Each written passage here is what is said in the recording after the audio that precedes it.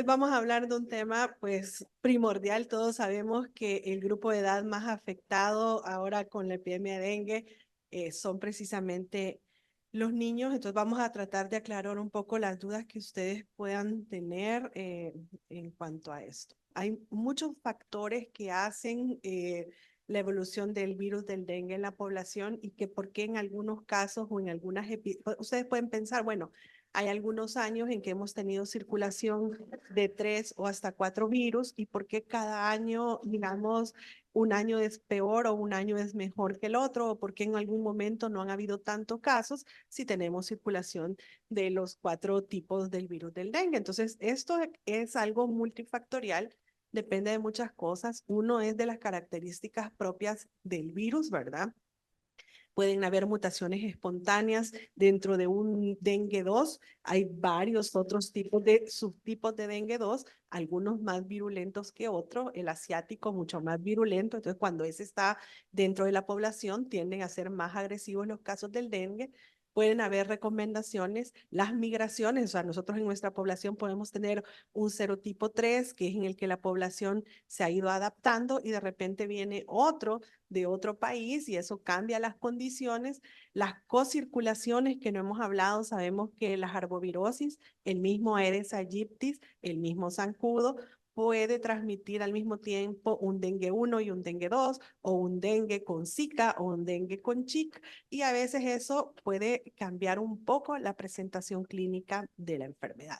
Entonces son las condiciones del virus que nos pueden afectar, ¿verdad? Y esta variabilidad de la respuesta contra un genotipo aparentemente hace que los genotipos del mismo serotipo puedan ser variables. Luego vienen adaptaciones del vector. Sabemos que el vector se ha ido adaptando a lo inhóspito del ambiente, ¿verdad? Antes creíamos que volaba a una distancia, ahora vuela más. Ahora también incluso creemos que solo en aguas limpias, a veces en aguas no tan limpias, se han encontrado larvas, ¿verdad? La densidad del vector, las características genéticas que están teniendo los zancudos que se han ido adaptando también a los cambios climáticos. Y del huésped, ¿verdad? Sabemos que genéticamente hay una población que no presenta nada ni se complica contra el dengue. Usualmente decimos porque el dengue afecta a niños sanos y a veces niños inmunosuprimidos. No, hay parte de la respuesta inmunológica que tiene que ver también con la complejidad del dengue, obviamente la exposición previa, la afectación de la capacidad de transmisión y la competencia de las poblaciones virales dentro de un mismo huésped, lo que hablábamos, ¿verdad? Si a mí me infecta un zancudo que tiene Zika y dengue, ¿cuál de los dos va a predominar las manifestaciones clínicas y la sintomatología en esa persona? Entonces, todo eso nosotros lo podemos ver. ¿Qué órganos afecta sobre todo en la población infantil el dengue? Y es precisamente parte de las manifestaciones clínicas que nosotros vemos. Afecta las células endoteliales, ¿verdad? Eso da apoptosis, tiene mucha afectación hepática y por eso es que estamos viendo muchos niños con transaminasas de más de 1000 o 3000 a causa del dengue. Esto es mucho más frecuente para el dengue 2 y el dengue 3 que para los otros serotipos del dengue. Afecta a los macrófagos también dando apoptosis y afecta mucho la médula ósea, donde se ve afectada la replicación o la formación de nuevas células, habiendo una supresión que precisamente lo conlleva a la característica leucopenia y plaquetopenia que da el dengue, ¿verdad? Todos estos 4 órganos blancos, que no quiere decir que el dengue no pueda afectar otro órgano, pero usualmente a los que tiene tropismo son estos 4 y llega a darse la fuga capilar y los desórdenes de coagulación. Obviamente, no solo la trombocitopenia es causante de las hemorragias, sino que hay muchas causas y el fenómeno del sangrado en el dengue es multicausal. ¿Y por qué no solo la trombocitopenia? Llegamos a tener pacientes con 10.000, 15.000 plaquetas y nunca sangran. Y pueden haber niños con 120.000, 150.000 plaquetas y tienen sangrados. O sea que no es directamente proporcional. Claro, un paciente que tiene menos de 50.000 plaquetas tiene mayor riesgo de sangrar. Pero pueden ser las hemorragias causadas por vasculopatías, por trastornos de coagulación, aparte de la trombocitopenia. Algo que tenemos que tener bien claro es que no todos los dengues van a ser graves y no todos los dengues nos van a complicar y no todos los dengues van a necesitar hospitalización. El 80% son asintomáticos, entonces no podemos decir nunca me ha dado dengue, porque probablemente en un área endémica como el de nosotros hemos tenido contacto con el virus en algún momento. Un grupo que es del 10 al 20% pueden requerir hospitalización y un 25 a un 35% pueden tener síntomas. ¿Cuántos niños de estos van a ser graves? Es del 1 al 5%. ¿Y qué es lo que va a dar la severidad del dengue? Coagulopatía, la fuga capilar y la falla de órgano.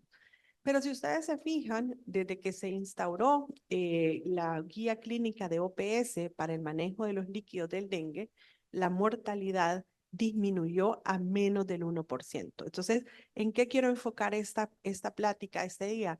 En que no tenemos que permitir que ese 5% de los niños lleguen a dengue grave y que ese menos del 1% puedan fallecer a causa del dengue. Entonces, eso es lo que se puede prevenir porque las muertes por dengue son 100% prevenibles.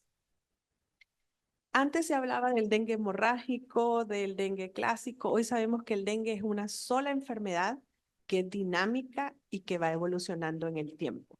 Si lo dividimos en fases, porque eso nos permite como cuando vamos a clasificar al paciente en qué etapa está, estas tres fases del dengue son bien importantes. Tenemos una fase febril aguda, que es la que muy bien Elmer mencionó, donde se da la máxima viremia.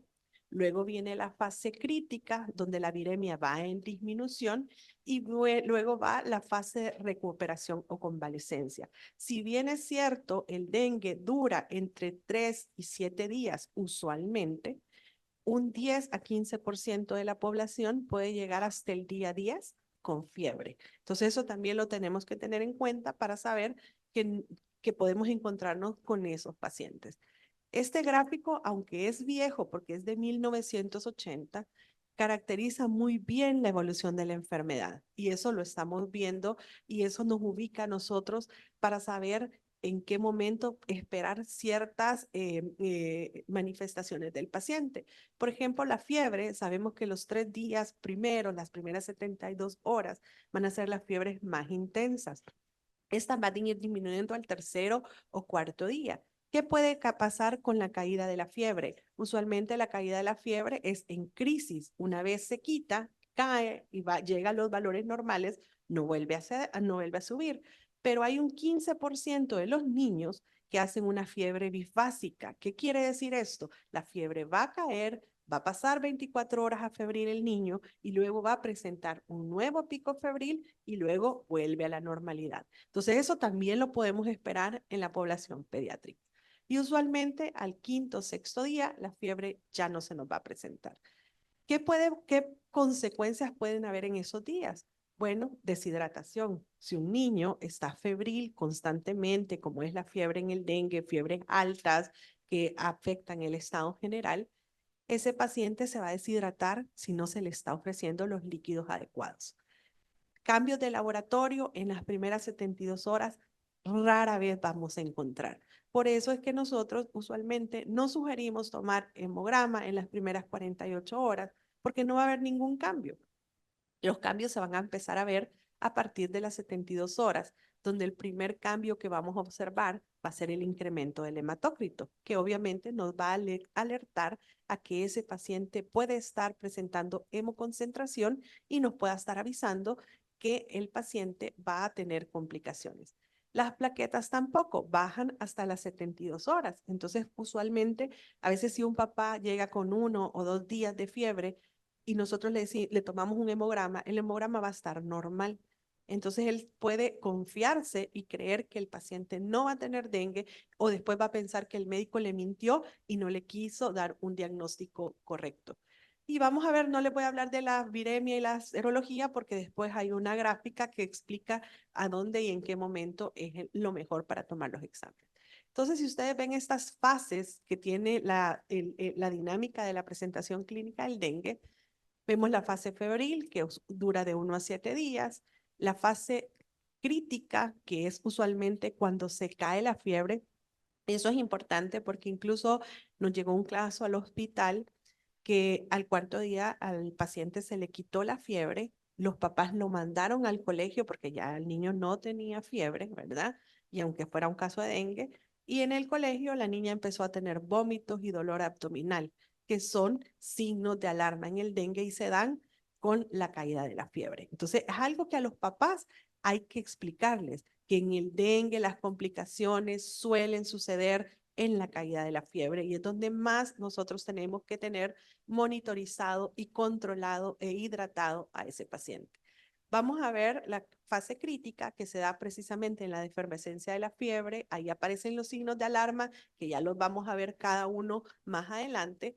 Hay taquipnea, hay taquicardia, el pulso puede estar débil, las extremidades frías, acortamiento de presión de pulso y obviamente todo eso nos está marcando complicación.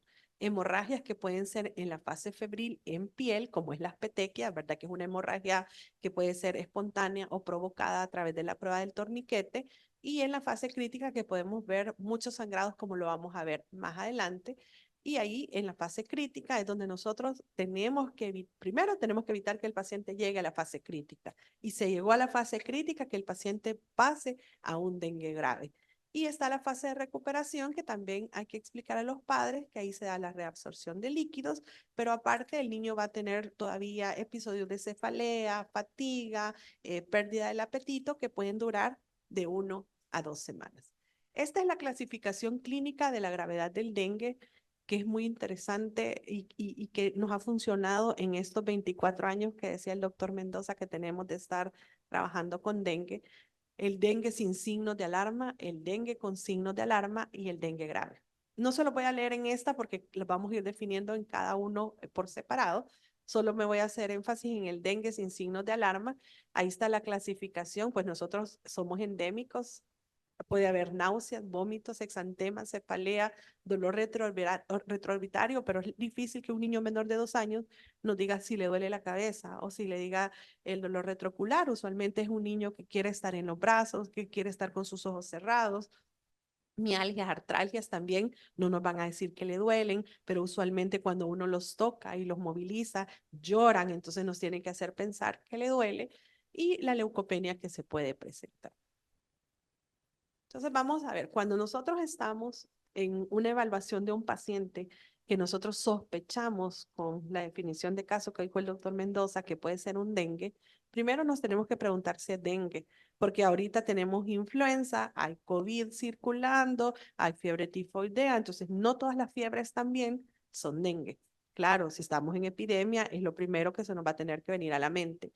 Luego ver en qué fase está. Si está en los primeros 3 días, nosotros vamos a pensar que está en la fase febril y ahí vamos a saber qué consecuencias podemos esperar en esa fase. Si está entre el cuarto y el sexto día, nosotros podemos pensar que está en la fase crítica y ahí vamos a recordar las consecuencias que vienen en la fase crítica y si ya no llega con 7 u 8 días, pues probablemente ese paciente está en la fase de recuperación. Luego la siguiente pregunta es, ¿hay signos de alarma? Porque eso es lo que yo puedo prevenir. ¿Cuál es el estado de la hemodinamia y si tiene choque? Entonces vamos a ir viendo cada una de esas preguntas, cómo la podemos ir respondiendo. Recordemos que la fiebre como tal es la manifestación de muchas otras enfermedades. Rash, por ejemplo, en la población pediátrica solo se presenta en el 50-60% de los casos. Entonces, no todos los niños con dengue van a presentar rash. Y trombocitopenia, pues influenza, Epstein-Barr, citomegalovirus, meningococcemia, y leptospirosis nos pueden dar también trombocitopenia. En la fase febril podemos encontrar un rash que usualmente es un rash morbiliforme, tenue, que puede ser petequial y que puede también ser morbiliforme. Entonces ahí el rash usualmente se presenta después de las 72 horas. Y se recuerdan cuando vino la epidemia de Zika, era algo que nos ayudaba a diferenciar Zika de dengue. O sea, el Zika era en las primeras horas, en cambio el dengue era después de las 72 horas, el rash. Y tiene la característica de ser muy pruriginoso en el 70% de los casos.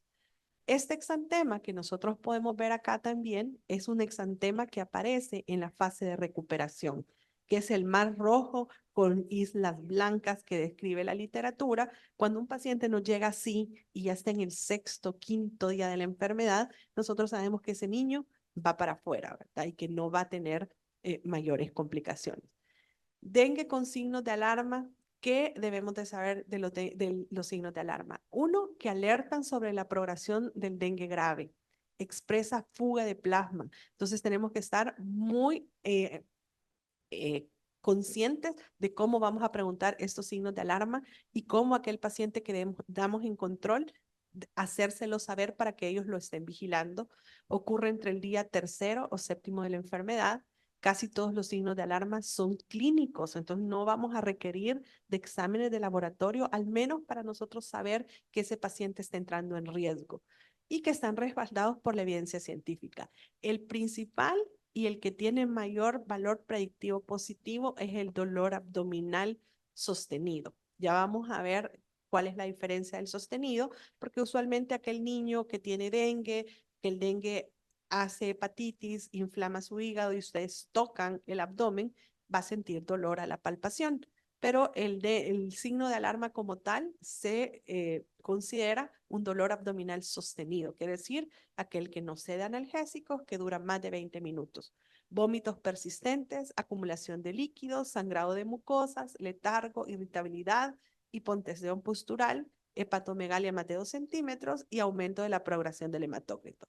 Aquí se lo voy a ir describiendo cada uno para que les queden muy claros que el dengue con signos de alarma, ya dijimos, un dolor abdominal sostenido, es el más frecuente, es el de mejor, el de valor predictivo, es un dolor reflejo que usualmente se da por la extravasación que irrita los plexos nerviosos a nivel retroperitoneal, por engrosamiento de la pared vesicular, por extravasación, ¿verdad?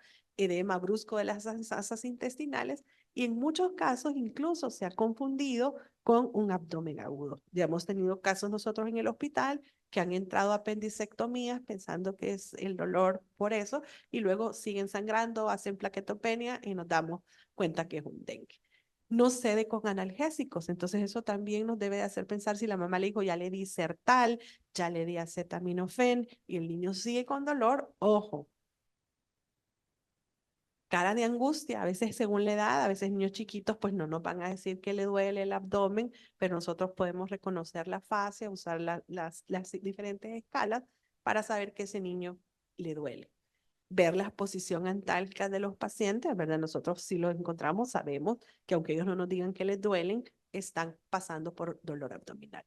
Luego vienen los vómitos persistentes, que son 3 o más episodios en 1 hora o 4 episodios en 6 horas, o a veces no necesita llegar a ese número, pero son episodios que comprometen la hemodinamia del paciente, ¿verdad? Que son tan abundantes o que no permiten la hidratación oral. Entonces, si eso está sucediendo, eso es un signo de alarma también y que puede llegar rápidamente a la hipovolemia de un paciente. Acumulación de líquidos, pues edema en la cara, en las manos, en los pies, ascitis, ¿verdad? El borramiento de la cicatriz umbilical, edema perivesicular, ¿verdad? Eso lo vamos a saber con ultrasonografía. No todos tenemos la oportunidad de hacerle ultrasonografía, pero sí podemos ver con la auscultación, por ejemplo, derrames pleurales. Ahí vemos ese niño, la mano hematizada, los ojos hematizados, los pies hematizados. Entonces, si ustedes se fijan, el dengue requiere un examen físico muy exhaustivo del paciente y de estar preguntando a los padres. Sangrado de mucosas, que pueden ser, fíjense, esto es bien importante, el que un niño tenga sangrado no quiere decir que el niño esté grave o que se vaya a poner mal. A veces la epistaxis es muy llamativa, pero compromete muy poco el estado del paciente. Pero cuando un sangrado altera hemodinámicamente la condición del paciente, eso ya se considera un dengue grave. Ya hemos tenido niños, esas fotos que ustedes ven ahí, la del frasco con sangre, con un lactante que llegó al hospital y prácticamente 2 frascos de esos llenó el paciente de la hemorragia que tenía, o pacientes con melenas, ¿verdad? Que de repente están bien y de repente hace una melena y viene el choque. Entonces, estos pacientes tienen que estar constantemente monitorizados. El letargo o irritabilidad, un Glasgow menor de 15, estados de somnolencia alternados con la irritabilidad, nos están indicando hipoxemia por hipovolemia y por lo tanto tenemos que considerarlos. En los lactantes, ¿cómo lo podemos observar? Ustedes saben que un niño puede estar llorón e irritable, pero si está en los brazos de la mamá, se tranquiliza. Y a veces los niños, aún estando en los brazos de su madre, no se tranquilizan. Entonces, algo sucede con ese niño y a ese niño tenemos que ponerle cuidado. Hipotensión postural. Ojo cuando el paciente nos dice, me mareo. Y a veces uno le dice, ah, sí, es que si tiene fiebre, entonces la fiebre lo puede marear. No, pensemos también en la hipotensión postural, ¿verdad? Es un signo temprano de hipovolemia y puede ser causado por la extravasación de plasma y nos está indicando hipoxemia cerebral. Entonces tenemos que tomar la presión en los que se pueden, sentados y acostados para ver si hay variación de la presión arterial. Hepatomegalia mayor de 2 centímetros, ¿verdad? Palparlo, medirlo, poder ver si esto va disminuyendo en el tiempo según la reanimación. Y hepatomegalia puede ser por hepatitis, o sea, por acción directa del virus que inflama el hígado, o por derrame pleural que hace que se descienda el hígado. Entonces tenemos que tenerlo en consideración. Si ven hasta acá, no hemos hablado de exámenes de laboratorio. En esta fase crítica, lo único que necesitamos es un hematócrito, ¿verdad? ¿Y por qué el hematócrito? Porque sabemos que en el día 4, que coincide con la caída de la fiebre, se va a dar la elevación del hematócrito que nos va a estar hablando de la fuga capilar. Pero para saber si un hematócrito es adecuado o no en pediatría, si ustedes se fijan, tienen que conocer las edades y los valores normales de los hematócritos. Entonces ahí pueden ver ustedes, por ejemplo, un recién nacido tiene un hematócrito hasta de 56 y es normal, y 42 es el promedio. Entonces no podemos hablar en un recién nacido que arriba de 40 estemos concentrados porque su valor no es así. Y así ustedes pueden ir viendo en cada edad el valor del hematócrito. Un adolescente de 16, 17 años bien nutrido puede tener un hematócrito de 44 y ese ser su basal. Entonces, digamos que quizás el único beneficio que nos puede dar en las primeras 72 horas tomar un hemograma es que nosotros vamos a conocer el hematócrito basal de ese paciente. Y si le tomamos al cuarto día, vamos a saber si ese hematócrito se elevó o se hemoconcentró o sigue en los valores normales. Cuando tomamos un hemograma, ¿qué evaluamos en ese hemograma? Primero, lo del hematócrito que ya lo explicamos, los leucocitos. En dengue, lo usual es que haya leucopenia, pero el leucograma puede estar en valores normales o incluso con leucocitosis y ser dengue. La disminución de números de plaquetas, si bien no es un signo de gravedad, muestra que la enfermedad está activa o que está en evolución. Usualmente cuando hace la plaquetopenia, que es entre el cuarto y quinto día, hace una fase de meseta que dura 48, 72 horas y luego viene la recuperación de las plaquetas. Y lo que hablamos del hematócrito. ¿Qué tenemos que pensar en un paciente que está en fase crítica y presenta leucocitosis? Uno es que el paciente tiene acidosis metabólica, o sea que tiene más de 4 horas de estar en hipovolemia o chocado. Sangrado importante, ¿verdad? El sangrado importante, aparte de la leucocitosis, también lo podemos predecir cuando un paciente ha sido reanimado adecuadamente y el hematócrito cae de una manera brusca. Y la sobreinfección, porque recordemos que hemos tenido durante estos años la experiencia de tener tifoidea con dengue, influenzas con dengue, COVID con dengue o con neumococo. Entonces, pensar en sobreinfección. Trombocitopenia, enfermedades infecciosas, miren la frecuencia de las diferentes enfermedades. COVID lo puede dar, neumonías asociadas a la comunidad lo puede dar, mononucleosis lo puede dar. Entonces tenemos otras opciones también que dan trombocitopenia.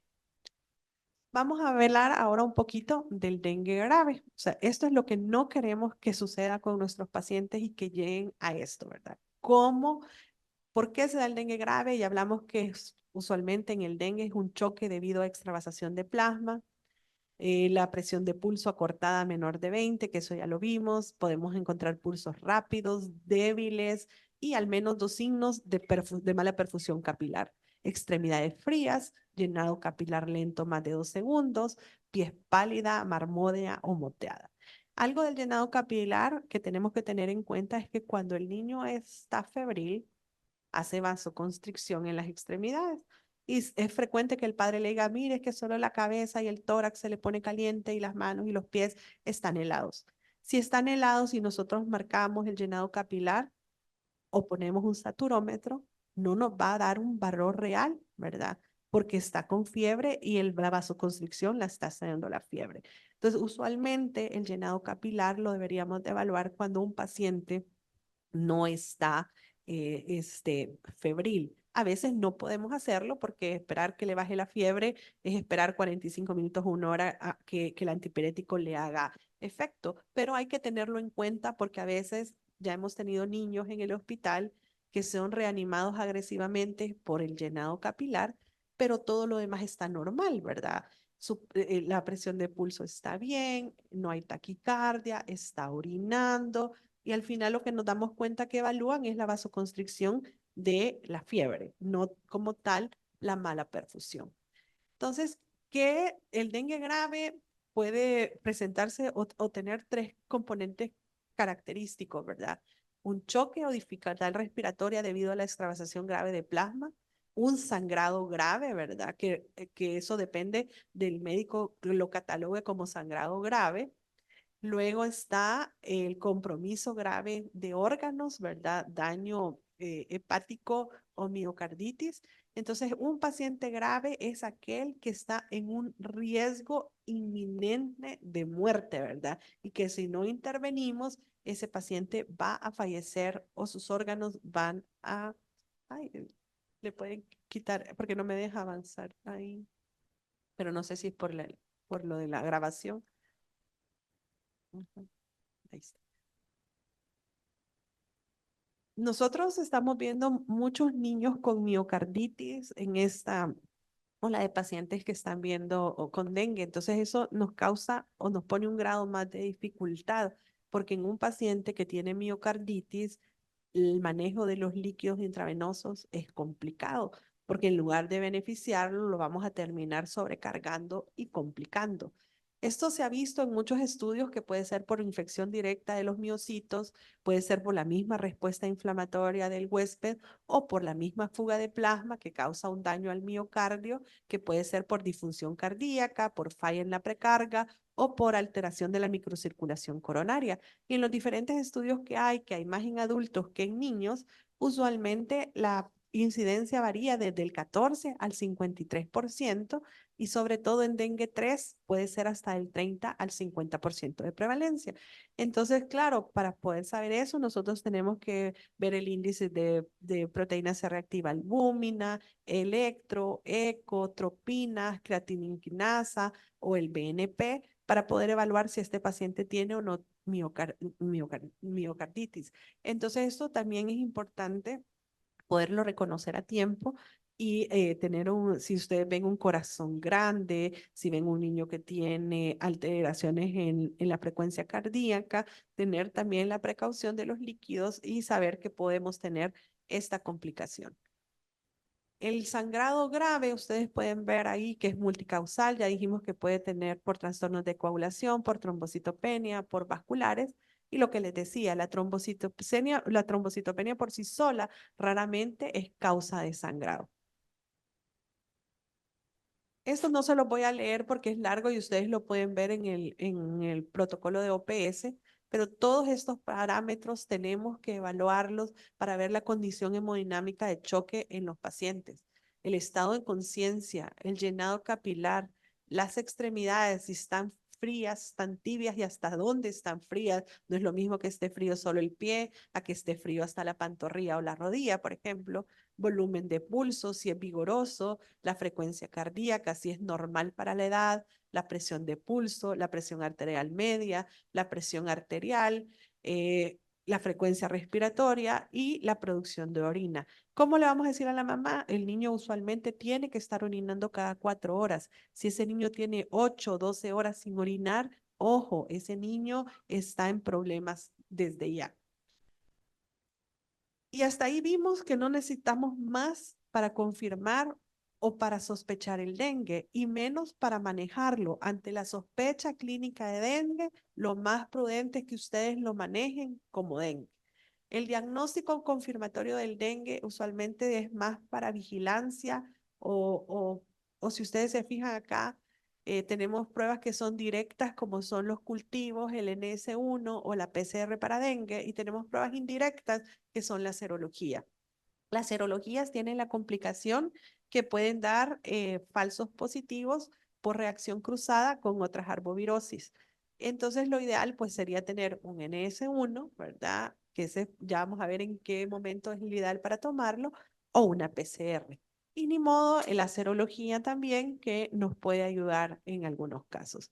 Y tenemos que tener la precaución de la evaluación de estos exámenes si consideramos que es primera vez que el paciente tiene dengue o si es segunda vez que el paciente tiene dengue. Si es primera vez que tiene el paciente dengue, probablemente lo que primero se va a elevar es el NS1 y va a estar positivo desde el día 1 hasta el día sexto, con un máximo en el día 3 y 4. Y la IgM se va a empezar a elevar allá por el día sexto o séptimo, y esa puede permanecer positiva entre 3 y 9 meses. Y la última en elevarse va a ser la IgG, que usualmente se va a empezar a elevar en el día 10 con su máximo en el día 14, día 28. Y luego esa pues queda positiva para toda la vida. Pero si es un dengue secundario, que es usualmente el que se asocia más a gravedad, lo primero que se va a elevar es la IgG, porque es nuestro recuerdo, ¿verdad? Y usualmente ese ya en el día 3 o 4 lo vamos a hallar alto. El NS1 también se eleva de temprano y está positivo desde el día 3 hasta el día 6 u 8. Y prácticamente la IgG se tarda mucho más en elevar hasta en el día 10 o día 14. El NS1 nosotros no lo tenemos disponible en salud pública, sí está disponible en la parte privada, pero ojo, el NS1 lo que nosotros hacemos es inmunocromatografía. Ese es el que tiene más baja sensibilidad. Entonces, lo que sí tiene alta es la especificidad. ¿Qué quiere decir eso? Que si sale positivo es dengue, pero si sale negativo, ustedes tienen un 50% de que sea dengue y que la prueba no lo pudo detectar. Entonces, ojo, no lo descarten solo porque el NS1 sea negativo. ¿Qué pasos tenemos para abordar al paciente con sospecha de dengue? Uno, la evaluación general. Ya vimos que es clínica, que la historia clínica tiene que ser muy especificada, tenemos que tener un examen físico completo y diagnóstico y clasificación de la enfermedad. O sea que lo principal para ustedes poder ofrecer un tratamiento correcto al paciente es poderlo clasificar de la manera correcta y así poder ofrecer el mejor de los tratamientos. Entonces, ¿cómo vamos a clasificar o cuál es el algoritmo de atención de los casos de pacientes sospechosos de dengue? Aquí ustedes pueden ver lo que vimos, ¿verdad? ¿Tiene el paciente sospecha de dengue? Respondemos todas las preguntas que vimos anteriormente y de acuerdo a esas preguntas lo vamos a clasificar. Y si no cumple la definición de caso sospechoso de dengue, pues buscamos los diagnósticos diferenciales. ¿Qué vamos a buscar en la evaluación general? Los signos vitales completos, investigar los signos de alarma que ya dijimos, el estado de conciencia, el estado de hidratación, el estado hemodinámico, la presencia de fuga, la examinación cuidadosa de la piel del paciente, la búsqueda de hemorragias espontáneas, ¿verdad? Y el gasto urinario. Todo eso debe de ir en la evaluación general del paciente. Cuando nosotros ya vimos esta evaluación, vamos a saber si es un dengue sin signos de alarma, si es un dengue con signos de alarma o si es un dengue grave. ¿Qué pasa si lo clasificamos con un dengue sin signos de alarma, que es aquel niño que tiene fiebre, cefalea, mialgias, malestar, pero no tiene ninguno de los signos de alarma? Pues entonces lo podemos manejar en casa, ya lo vamos a ver cómo va a ser ese manejo en casa. Y recordemos que este dengue sin signos de alarma, si lo clasificamos como el grupo B1, que es aquel dengue sin signos de alarma, pero que tiene alguna condición de riesgo, ya sea que sea menor de 1 año, que tenga un paciente con comorbilidades que la madre no nos entienda cómo va a hidratar o que nosotros veamos que no va a ser capaz de reconocer esos signos de alarma, pues lo vamos a ingresar para observación. ¿Qué vamos a evaluar, verdad? Si es, usualmente el paciente debe de ser evaluado completamente clínico. Si nosotros tenemos en nuestro establecimiento la disposición de un hemograma, podemos tomar un hemograma. El manejo ambulatorio, que es los que se clasifican en el grupo A, ¿verdad? Que son los pacientes sin signos de alarma y que no tienen comorbilidades, puede ser manejado de una manera ambulatoria. Pueden dársele líquidos, tienen que vigilar la adecuada diuresis, evaluar los signos de alarma, no tener condición clínica o de riesgo y que garantice que a las 24 horas se lo puedan llevar a un control. ¿Qué vamos a explicarle a los padres? Que tiene que tener reposo en casa, que tiene que tener mosquitero mientras dure la fiebre para evitar que otros miembros de la familia sean picados, ¿verdad? Y afectados. Una dieta normal para la edad, líquidos abundantes. ¿Qué líquidos le vamos a ofrecer? Leche, jugo de frutas, agua de coco, agua de arroz. Ustedes pueden ver esa gráfica que está a su derecha, donde también especifica por edad qué es la cantidad de líquidos, porque hay papás que nos dicen, bueno, pero ¿cuánto es la cantidad adecuada? ¿Cuánto le voy a dar yo al paciente? Porque si ustedes ven, hay unos papás que son muy ansiosos y a veces incrementan demasiado la cantidad de líquido y le provocan los vómitos, ¿verdad? Porque quieren que el niño esté constantemente tomando agua. Entonces eso tampoco. La hidratación solo con agua tampoco es correcta porque recordemos que también necesita glucosa, electrolitos, entonces tenemos que buscar también sueros de rehidratación oral para poderle dar.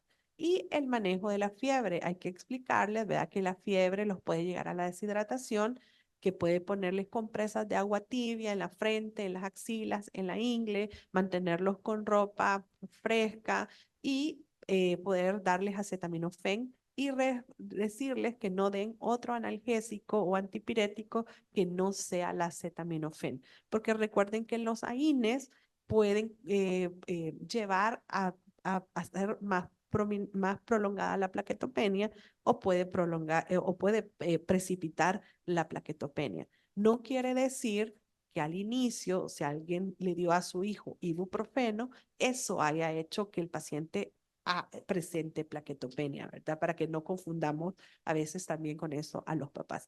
Y el control físico del vector en el hogar. O sea, si el niño tiene dengue, hay que decirle a los papás, busque todos los criaderos y elimínelos. ¿Cuáles son los únicos dos antipiréticos que se pueden indicar en el dengue?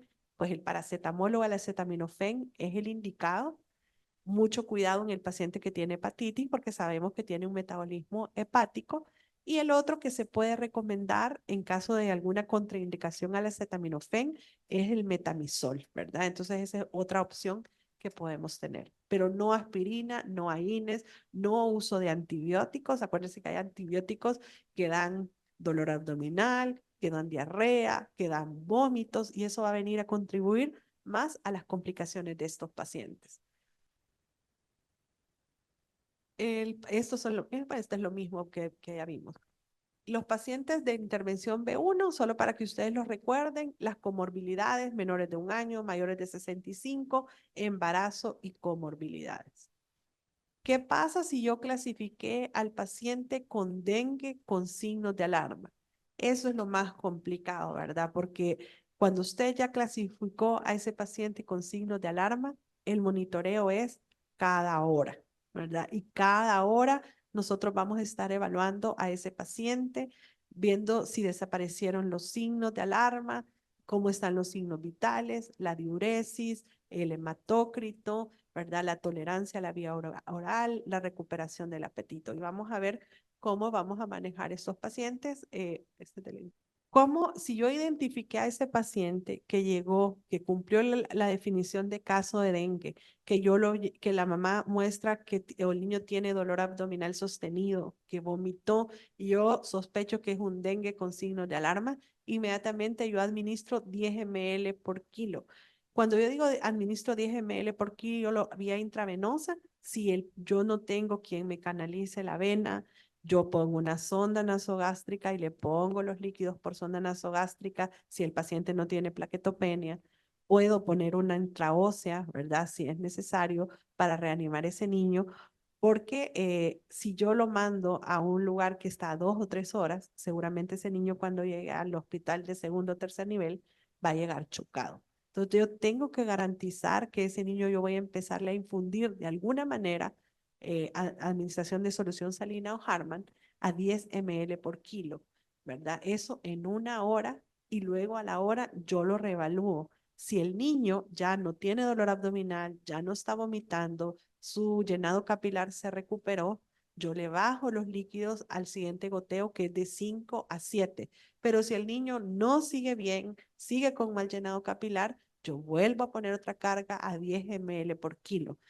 Vuelvo a la hora a evaluarlo y si el niño sigue con una condición de mal llenado capilar, el dolor abdominal no se ha mejorado, vuelvo a poner una carga de 10 ml por kilo. Entonces, cada hora yo tengo que estar viendo todas esas condiciones, si el niño orinó, si recuperó su llenado capilar, si se estabilizó el dolor abdominal, si ya no vomitó y voy a ir recorriendo todo este flujograma de goteo. ¿Qué pasa si ya llega a 30 ml por kilo? Ese niño ya no mejoró con las 30 ml que yo les puse de carga y ese niño ya entra a un dengue grave porque ya no lo logré recuperar yo con la infusión de líquidos. O sea, claro, el panorama mejor sería que con la primera carga, la segunda o la tercera, ya el niño revierta todo, yo regreso a 5 a 7, lo evalúo a la hora, hasta 4 horas puedo tener la infusión entre 5 y 7 cc por kilo por hora. Cuando ya pasaron esas 4 horas y todo está bien, yo lo paso a 3 a 5 ml por kilo. Cuando pasan otras 4, 2 o 4 horas, yo lo puedo tener a 2 a 4 ml por kilo. Pero eso no quiere decir que yo voy a ir a ver al paciente a las 4 horas, sino que cada hora, y por eso es que la hoja de monitoreo de dengue, todo se evalúa cada hora para poder tener una condición. Recordemos que, así como dice el doctor Pleites, esto es enzimático, o sea, la verdad es que tenemos que estar encima de estos pacientes, ser conscientes con la toma de los signos vitales, no inventárnoslos o chabeleárnoslos, como decimos, ¿verdad? Sino que tenerlos bien claros y conscientes. Y sobre todo, es lo que nos lleva a prevenir que los pacientes no lleguen al dengue grave. Entonces ahí vamos viendo todo, frecuencia cardíaca, pulso, presión arterial, llenado capilar, presión de pulso, la presión arterial media, cardíaca, frecuencia respiratoria y diuresis. ¿Qué nos indica la mejoría clínica? La desaparición progresiva de los signos de alarma, la remisión progresiva de los síntomas generales, signos vitales estables, la diuresis normal aumentada, buena tolerancia a la vía oral, que recuperan el apetito, la disminución del hematócrito, ¿verdad? Entonces, todo esto, todo lo que estamos viendo, usualmente el 80% dura 24 horas, el 95% de los pacientes dura 48 horas y solo un 5% puede llegar a las 72 horas en esta fase crítica. Entonces, prácticamente son 2 días que nosotros vamos a cuidar a esos pacientes día y noche para evitar que se compliquen, ¿verdad? Todo lo que vimos como dengue grave, que son todos estos pacientes que tienen alto riesgo de muerte y que requieren una atención inmediata. O sea, si usted llega a un paciente con dengue con signos de alarma y le tomaron las pruebas de función hepática y la ACTL o la LTE salen más de 1000, eso inmediatamente pasa a dengue grave. Si tiene miocarditis, pasa a dengue grave. Si tiene encefalitis, pasa a dengue grave. Si es un sangrado que está hemodinámicamente comprometiendo al paciente, pasa al dengue grave. ¿Y por qué es importante que reconozcamos esa clasificación? Porque obviamente el dengue grave se maneja diferente al dengue con signos de alarma. Y ya las cargas ahí con ellos ya no son a 10, sino que son a 20 ml, ya no son en 1 hora, son en bolus. ¿Qué quiere decir en bolus? Que yo en 15 o 30 minutos voy a infundir esa cantidad y voy a estar evaluando. A los 15 o 30 minutos lo evalué, no mejoró, la otra carga 20. Mejoró, sigo con el manejo del dengue con signos de alarma a 10, a 5, a 7, y ahí voy reduciendo los líquidos.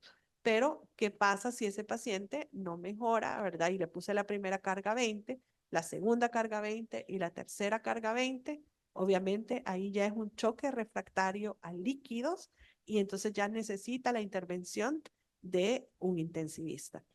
Entonces, ¿qué podemos hacer nosotros? Obviamente sabemos que si el paciente está cerca de un hospital de tercer nivel como el de nosotros, y no se va a tardar mucho, si el de San Rafael al Bloom, le van pasando las cargas a 20, a 20, a 20, ¿verdad? Y va a llegar al hospital probablemente para que allá se le haga todo lo demás. Pero si ustedes están lejos y después de haber puesto al paciente 3 cargas a 20, ustedes evalúan el ABC, ¿verdad? La adecuada disponibilidad de oxígeno, ya le pusieron oxígeno al paciente, vieron si está respirando de una forma adecuada, si la circulación se ha recuperado o no. Ahí hay que evaluar si el paciente requiere intubación, si el paciente requiere soporte aminérgico, ya lo voy a dejar nada por boca.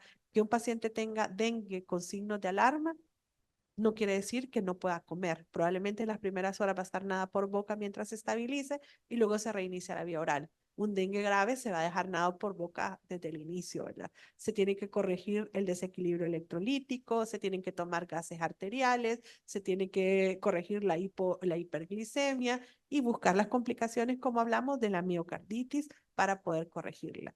Y obviamente se buscan todos estos marcadores de perfusión, ¿verdad? El color, la eriuria, ver las extremidades, ver el lactato, la presión, la acidosis, la creatinina, el llenado capilar y obviamente esto tiene que ser corregido entre 15 y 60 minutos, porque si no lo corregimos en eso, el paciente va a entrar en falla multiorgánica y de ahí muy difícilmente lo vamos a poder sacar. El choque refractario a fluidos, en 15 a 60 minutos nosotros tenemos que evaluarlo, ¿verdad? Claro, si estamos en un hospital que tiene catéter central que se puede colocar, pues se coloca. Si no es un hospital, pueden incluso usarse, como lo hemos dicho en todas las capacitaciones, epinefrina por vía periférica diluida para salvar la vida del paciente. O sea, que no es una medida que va a ser permanente, pero esas 2, 3, 4 horas que el paciente tardará en llegar a un hospital de tercer nivel, eso puede ser la diferencia en que el paciente llegue con una acidosis metabólica y un choque que no se pueda recuperar a que sí podamos hacer algo por él. Y esto quiero ver. Ahí pueden ver ustedes, pero no sé si se puede poner el video porque ahí está cómo está el llenado capilar, pero creo que no. Y ahí está, ¿verdad? O sea, ya si estamos en un hospital como el Bloom, pues pasa después de las 2 horas de tratamiento y si no mejoró, la norepinefrina. Pero si ustedes ven al principio, la adrenalina usada en vena periférica puede ser utilizada o debe más bien ser utilizada cuando yo ya la hipovolemia la traté de recuperar de la manera correcta y no logré que el choque se revirtiera, ¿verdad? Entonces, tengo que buscar otras alternativas y obviamente la adrenalina tiene que ser puesta cuando yo he garantizado a poner las cargas correctas en el paciente, porque si yo lo hago haciendo que el paciente no tenga un buen volumen, puedo tener vasoconstricción y poder tener necrosis y tener complicaciones asociadas al uso de la adrenalina. Entonces, pero sí puede ser utilizada y eso podrá muy Le tomamos probablemente nuevamente salvar gases al arteriales paciente. ese día. Pero no te han visto así. ¿Cómo vamos a reconocer el sangrado grave? Ya dijimos si es causa inestabilidad en el paciente, si hay una disminución brusca del hematócrito después de una reanimación de líquidos, cuando un choque no responde a volumen, que ha recibido cargas más de 60, pensemos en sangrado. Entonces, a veces cuando ya hace, por ejemplo, pupú el paciente, es melena, ¿verdad? Y obviamente la no respuesta a líquidos puede ser un sangrado interno que no nos estemos percatando de él. Y la acidosis metabólica persistente, o peor, si es una presión sistólica normal, especialmente en aquellos pacientes con abdomen blando y distendido, también lo tenemos que pensar. Y también acordémonos que cuando estamos en epidemia, a veces todo lo encasillamos en el mismo diagnóstico. Entonces, si bien es cierto, ahorita estamos pensando en dengue, no perdamos de perspectiva que tenemos otras enfermedades alrededor, influenza, COVID, leptospira, sepsis, y a veces pasa en las epidemias que los pacientes se mueren de otra cosa y no se mueren de dengue porque nos enfocamos más en encasillarlos en esto. Entonces, tratemos de eficientizar nuestro conocimiento, ¿verdad? Y tratar de clasificar lo mejor posible a estos pacientes. Creo que esa es la última. Sí.